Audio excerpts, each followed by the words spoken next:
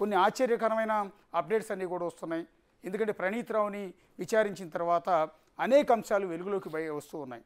అవన్నీ కొంతమంది పేర్లు చెప్తే నిజంగా ఆశ్చర్యం కలుగుతుంది, ఆందోళన కలుగుతుంది. కేవలం ప్రతిపక్ష పార్టీలకు సంబంధించిన నేతలు వాళ్ళ కుటుంబ సభ్యుల ఫోన్లు మాత్రమే కాకుండా అదే బీఆర్ఎస్కి సంబంధించిన ముఖ్యమైన నేతలు వాళ్ళ ఫోన్ నంబర్లు వాళ్ళ పేర్లు ఇచ్చి వీళ్ళన్నీ కూడా ట్యాప్ చేయమని చెప్పారు. ఎవరైతే వీళ్ళందరినీ ట్యాప్ చేయమని బ్యాక్ ఎండ్లో ఉండి ఒక సూత్రధారిగా భావిస్తూ ప్రస్తుతం ఆరోపణలు ఎదుర్కొంటున్న బీఆర్ఎస్కి సంబంధించిన చాలా కీలకమైన వ్యక్తి, అప్పటి ముఖ్యమంత్రి కేసీఆర్కి అత్యంత కుటుంబ సంబంధీకులు లాంటి వారు. సో అలాంటి వ్యక్తి తన భార్య ఫోన్ను కూడా ట్యాప్ చేయించారు. అట్లాగే హైదరాబాద్లో ప్రముఖ రియల్ ఎస్టేట్ వ్యవహారాలు నడుపుతున్న అతిపెద్ద రియల్ ఎస్టేట్ సంస్థ యజమాని కోడలి ఫోన్ నంబర్ని ఇక్కడ ట్యాప్ చేశారు. ఒక సినీ హీరోయిన్ రీసెంట్గా ఒక పెద్ద ఫ్యామిలీకి కోడలుగా వచ్చిన ఆమె ఇప్పుడు సినిమా రంగంలో వాళ్ళిద్దరూ భార్యాభర్తలుగా ఉన్న సందర్భంలో రీసెంట్గానే విడాకులు కూడా తీసుకుని వెళ్ళిపోయారు. ఆ హీరోయిన్ ఫోన్ని కూడా వెళ్ళి ట్యాప్ చేయించారు. ఎక్కడ ఆ హీరోయిన్కి అసలు ఈ ట్యాప్ చేయడానికి ఆ భార్యాభర్తలు ఇద్దరు, ఆమె భర్త కూడా హీరో, సో వాళ్ళిద్దరూ విడాకులు తీసుకోవడానికి కూడా ఈ ఫోన్ ట్యాపింగే కారణం అని తెలుస్తోంది.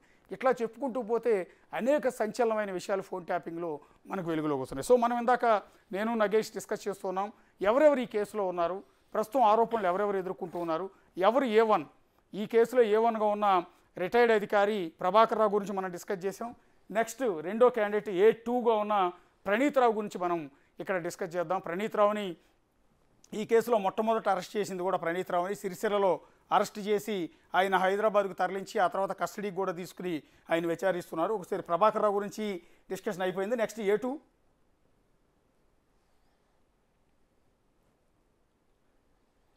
ఎస్, A2 ప్రణీత్ రావు వచ్చావు నగేష్. ఇందాక మీరు చెప్తూ ఉన్నారు ఈయన సిరిసిల్లలో అరెస్ట్ చేశారు కదా, అంటే సిరిసిల్లలో ఉన్నారా లేదా సిరిసిల్లలో ప్రస్తుతం డ్యూటీ చేస్తున్నారు? ప్రస్తుతం తన లూప్ లైన్లో పనిచేస్తున్నాడు.